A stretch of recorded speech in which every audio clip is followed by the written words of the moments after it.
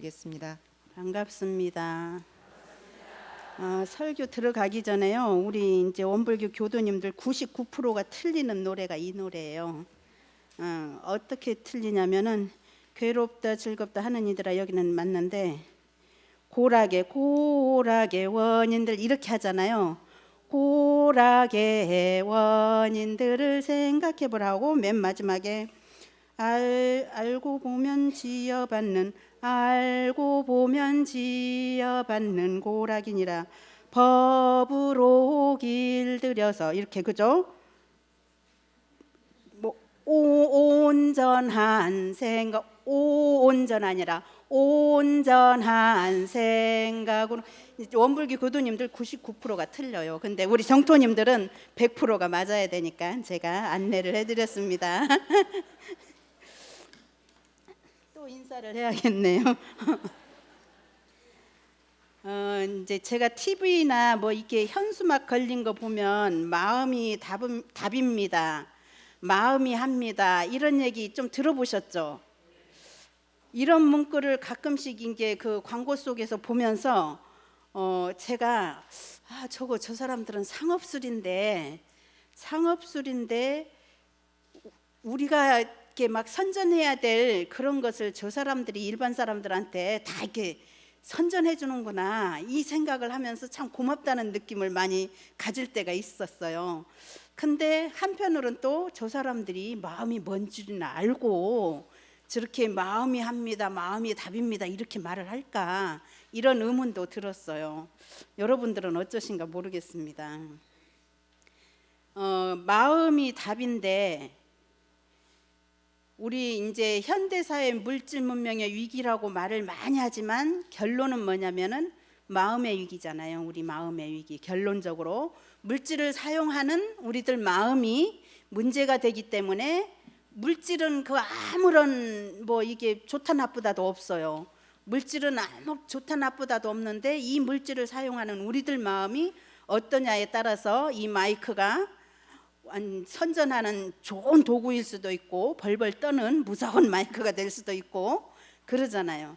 그러니까 이제 그 현대 문명의 위기는 물질 문명의 위기가 아니라 우리들 마음의 위기다 이렇게 생각을 하면 되지 않을까. 그래서 대종사님께서 부처님께서 일체유심조다 마음 사용하는 법을 가르친다 이렇게 했는데 지금 우리가 이제 대중들한테 가서 원불교에서 뭐 배워? 그러면은 첫 번째 하는 것이 마음 공부해 그러잖아요. 이게 이제 마음 공부해가 원불교의 핵심 단어고 이걸 일반 대중들한테 원불교 뭐해?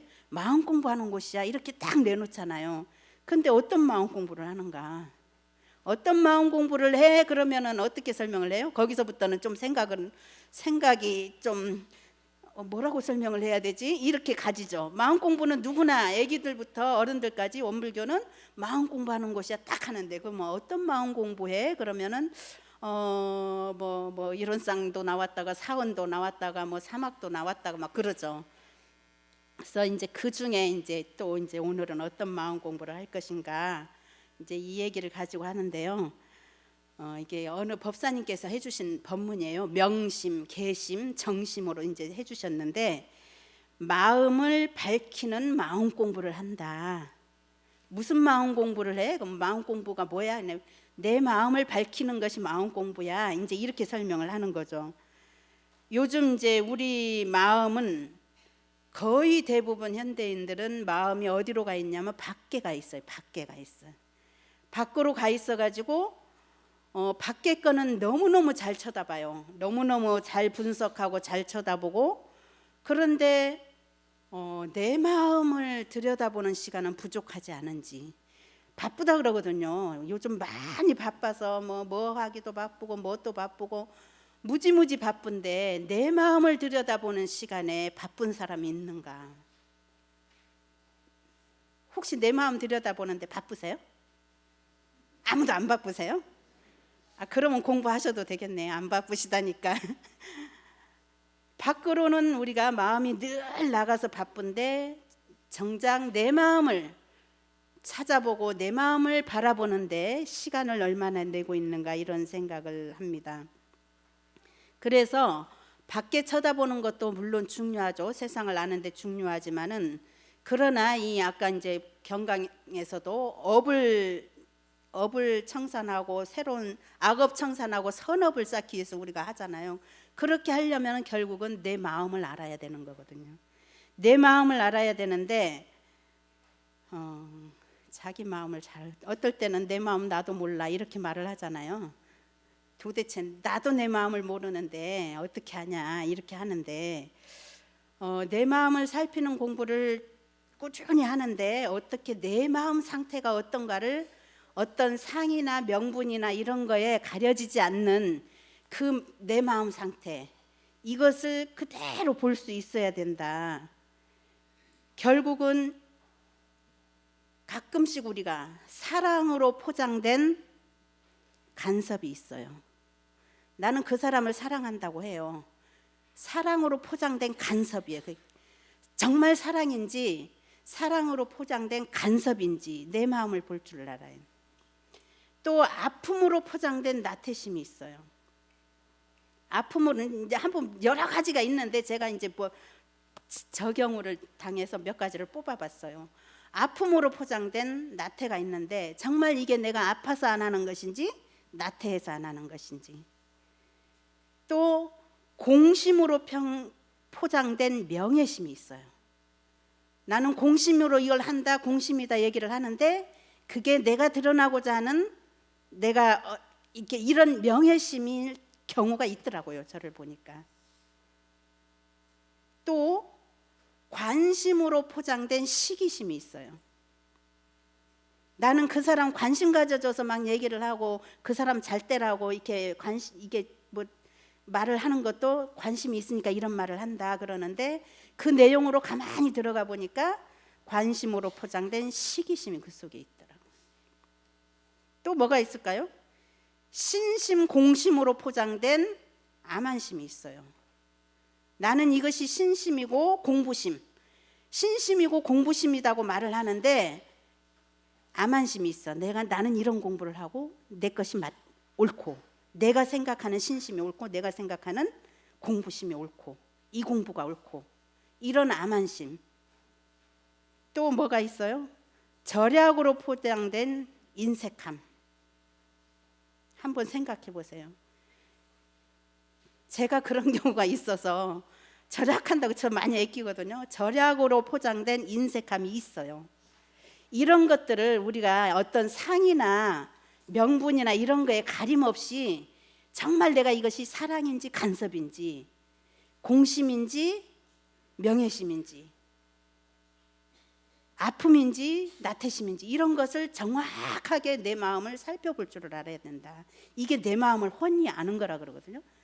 이렇게 될 때 내가 지금 악업을 소멸해야 되겠구나, 이 선업을 계속 쌓아야 되겠구나, 이런 것이 판가름이 나죠. 내 마음을 모르고서는 마음 공부를 할 수가 없는 거예요. 내 마음을 모르고서 마음 공부를 한다는 것은 그냥 멍바이 장에 가듯이 하는 거예요. 진정한 마음 공부는 내 마음을 훤히 알면서 내 마음을 작용하는 것이 마음 공부다, 이렇게 생각을 합니다. 근데 우리 이제 마음에 두 가지 마음이 있는 거 아시죠? 어떤 마음이 있어요? 마음에 두 가지 마음이 있어요. 분별심, 좋다 나쁘다 춥다 덥다 사실이잖아요. 추운 것도 사실이고 더운 것도 사실이고 뭐 좋은 것도 사실이고 안 좋은 것도 사실. 이게 분별되는 마음이 다 있어요. 부처님한테도 분별되는 마음이 다 있어요. 이것이 뭐 틀리다 맞다가 아니라 분별되는 마음이 있고 또 한 가지 마음이 있죠. 어떤 마음이 있어요? 분별 이전의 마음요. 분별 이전의 마음과 분별로 나타나는 마음이 있는데 이 두 가지를 잘 알아야 마음을 훤히 알았다 그래요. 한 가지만 알아서는 마음을 훤히 알았다고 할 수가 없어요. 이 분별이 어떤 마음에서 나오는지, 이 분별의 끝이 어딘지를 그 마음까지 봐야 우리는 내 마음을 훤히 알았다. 그것을 보고 견성이라고 해요. 한 가지만 밝으면 안 되는, 두 가지를 다 알아야 그래서 부처님들은 이 두 가지 마음을 정확히 알기 때문에 분별심을 낼 자리에는 벼락같이 화를 내시고, 분별심을 거둬들일 자리에는 그냥 자비롭게 안아주시고, 금방 벼락같이 화내셨다가 금방 자비롭게 안아주셨다가. 왜 그러냐면은 이 두 가지 마음을 다 알으시기 때문에 이 자리가 내가 분별심으로 내야 될 자리인지 안 해야 될 자리인지 이런 거, 또 분별하다가도 대의에 가서 그러지 하고 딱 안아줄 수 있는 거, 이 두 가지 마음을 다 알아야 가능하지, 한 가지 마음만 가지고는 다 공짜리에 해서 그것도 옳아 그것도 맞아 뭘 결정을 해서 취사를 할 거예요.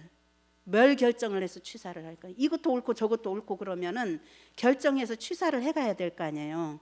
그러면 뭘 가지고 할 거예요? 분별심이 있어야 되거든요. 그러니까 분별심이 있어야 되고, 분별심이 10가지 20가지 다 나오지만은 또 하나로 뭉쳐져야 될 때가 있잖아요. 그럴 때는 이 분별심을 놓아야 될 자리에는 어떻게 그 일어나는 마음을 놓을 거냐, 그 분별 이전의 마음을 알아야 된다. 그래서 우리가 내 마음을 부처님들처럼 자유자재를 하려면은 분별심의 마음도 잘 알아야 되고, 그다음에 분별 이전의 마음도 잘 알아서 이것이 돌릴 마음인지 계속될 마음인지 놓아버릴 마음인지 합해버릴 마음인지 이런 것들을 잘 알아야 우리가 마음의 자유를 얻을 수 있는 그런 마음 공부가 아닐까 생각을 합니다. 그리고 두 번째는 이제 예배보에 다 나눠드렸죠. 개심, 마음을 고치는 것이 마음 공부다. 마음을 고치는 것이 마음 공부다. 원불교인들의 특징이 뭐예요? 세우고 돌리고 바치고 세우고 돌리고 잘 돌리잖아요. 마음을 잘 돌리고 마음을 잘 세우고, 이것이 원불교인의 특징이에요.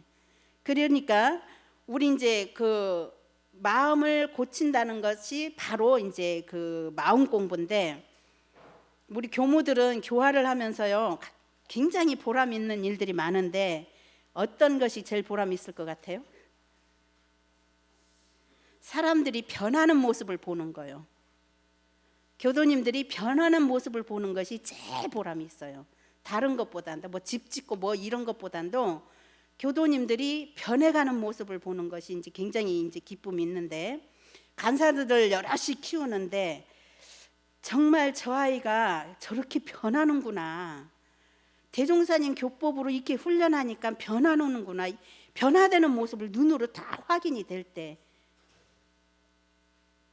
그렇게 보람이 있고, 간사를 키우는 것도 재미가 있고, 또 정말 갱생할, 우리가 보기에는 다 저 사람 별 수 없는 사람이야, 다 놓아버린, 다 세상 사람들이 다 놓아버리는데도 어느 날 그 사람이 교도가 돼가지고 딱 작정을 하고 악업을 끊는 모습, 이런 것들을 볼 때 우리가 기쁘고 격려해주고 싶고, 대종사님 법이 이렇게 위대하구나, 이렇게 그런 기쁨, 그런 것이 이제 교화의 보람이죠. 또 자기밖에 모르던 사람들이 어느 날부터 타인을 생각하고 본공을 생각하고 또 공익적인 일들을 생각하는 이런 모습들을 변해가는 모습을 보면은 굉장히 저희들은 이제 그런 보람 잘 모르시죠. 교무가 아니라도 알 수 있어요. 여러분들이 단장님이든 뭐 하여튼간 주변 사람들을 교화하다 보면 내가 공들였는데 그 사람들이 변해가는 모습 보면 기쁘잖아요. 그게 이제 바로 교무들의 기쁨이고 보람이에요. 여러분들도 이제 그런 경우가 많은데 이보단 더 기쁜 것이 있어요. 어떤 것일 것 같아요? 예? 예? 내가 변하는 거 맞아요.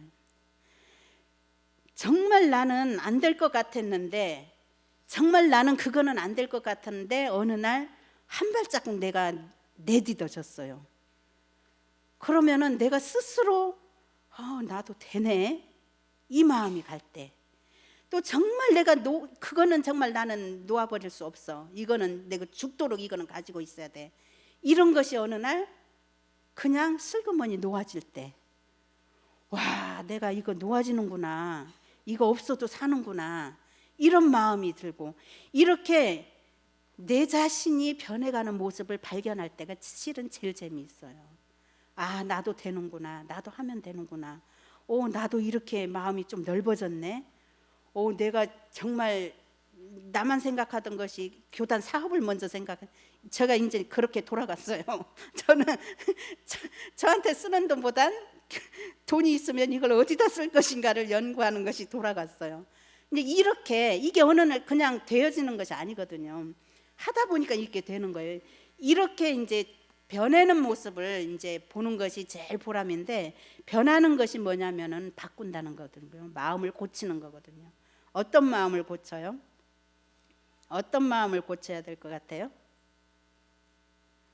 우리 심고 날마다 우치한 마음을 돌려 지혜의 마음을 얻게 하옵시고, 산악고 악한 마음을 돌려 자비의 마음을 얻게 하옵시고, 시기하고 원망함을 돌려서 어쩌고. 지금 우리 날마다 기도하잖아요. 법회 때마다 제가 이 신고문을 이게 한 이유가 있어요. 관심이 대중적으로 모아지면 그냥 놔도 되는 것 같아요. 근데 시기하고 원망하는 마음은 누구 마음이에요? 내 마음이잖아요. 내 마음을 보고 내 마음을 돌리라는 의미에서 처음에 이걸 했더니, 이제 옛날에는 이걸 안 했잖아요. 이제 그때는 그 교모님의 의도가 있었던 것이고, 저는 이것을 한 것은 내 개인의 마음을 보아서 공부를 해야지, 대중의 마음을 보아서 나도 되는 것처럼 하면 안 되겠다 싶어서 제가 이렇게 조목조목 한 것을 지금 다 못 외우시죠?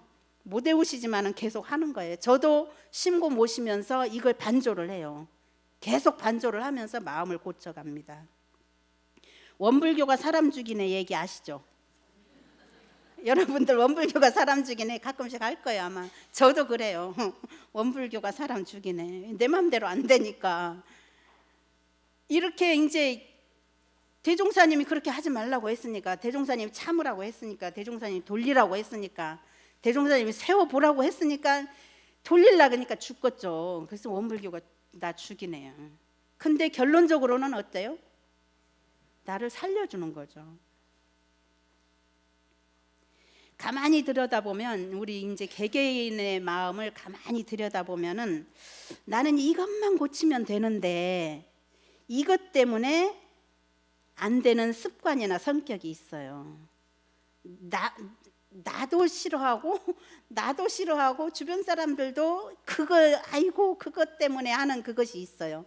모르겠어요. 여러분들은 없는지. 저는 있어요. 제가 알아요. 이것만 고치면 되는데 이게 이제 쉽지가 않거든요. 근데 원불교가 나 죽이네는 죽기로서 하라는 거예요. 죽기로서.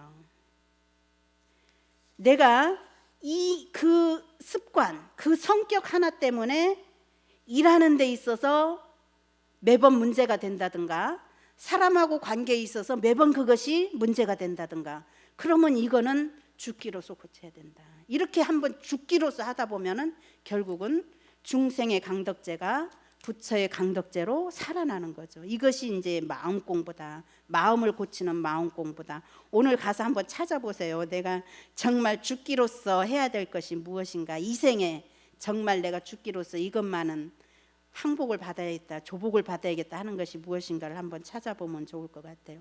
그리고 이제 마지막으로 고요할 자 정심이거든요. 마음을 고요하게 하는 공부인데, 마음이 고요하고 단순해지면 어때요? 따라오는 게 있어요. 깊어져요. 마음이 고요해지고 단순해지면 깊어져요. 그래서 사물도 깊이 보게 되고, 사람도 깊이 보게 되고, 자신도 깊이 보게 돼요. 근데 우리가 지금 이제 어떨 때는 막 건성건성하고 살거든요. 다 아는 것 같지만은 겉까지만 알고, 이게 덮어진 바깥 모습만 알고 일도 대체하고 사람도 대체하고 내 자신도 대체하는 경우가 많아요. 근데 우리가 그림을 보면서 선화 알죠? 선화. 스님들이 많이 그리는 선화는 어때요? 단순하잖아요. 그죠? 쳐다볼 게 별로 없어요. 근데 그것을 보다 보면 어때요? 마음이 고요해지고, 선 하나에 저 선을 어떤 의미로 그렸을까? 점 하나에 저 점은 어떤 의미로 점을 찍었을까? 이렇게 생각을 하는 거예요. 그러니까 단순해지면은 생각이 깊어질 수밖에 없어요.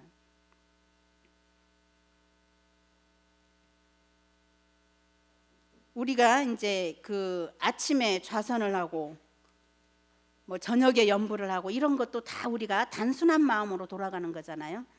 단순한 마음으로, 고요한 마음으로 돌아가는 건데, 백화점에 가면 어떠세요? 백화점에 가면 볼 것이 많죠. 저도 이제 장에 가면은 이것저것 막 쳐다봐요. 저는 대체로 단순해서 제 살 것만 얼른 사고 오거든요. 막 쳐다보는 성격은 아니에요. 그냥 필요한 거 가서 딱 그 코너에 가서 딱 가지고 나오는 편인데, 그래도 많이 봐요. 왜 그러냐면은 펼쳐져 있으니까 보는 거예요. 펼쳐져 있으니까 나하고 직접 아무 상관도 없는 그 옷인데 반다니까요. 나하고 아무 상관도 없는 빨간색 노란색 옷을 보고 제가 이렇게 간다니까요. 여러분들은 안 그러신가 모르겠어요. 백화점 물건에 아마 100분의 1만 우리하고 관계되는 걸 거예요.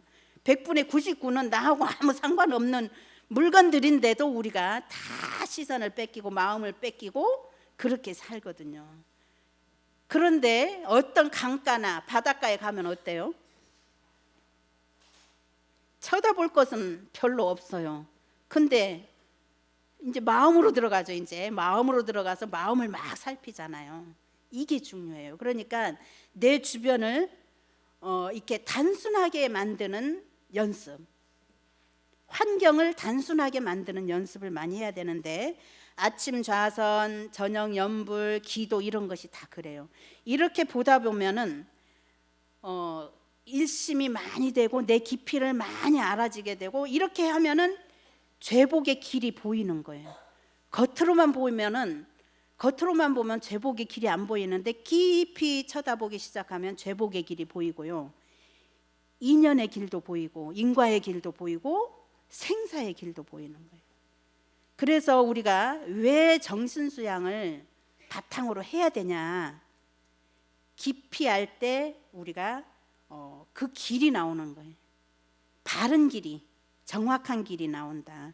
그래서 대종경의 대종사님께서 수양의 방법에서 첫째가 뭐냐면은 정신 빼앗아 갈 일을 짓지 말 것이요, 그리고 정신 빼앗길 일을 멀리하라 그러셨어요.